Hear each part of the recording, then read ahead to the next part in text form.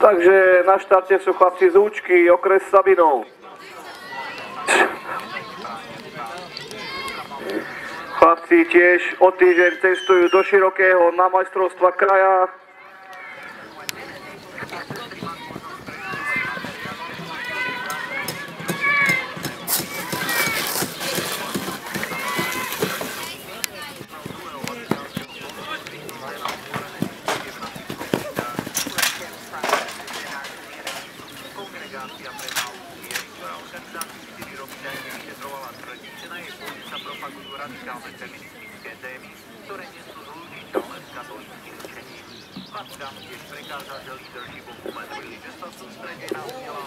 Chlapci z Účky skončili, uvidíme výsledný čas.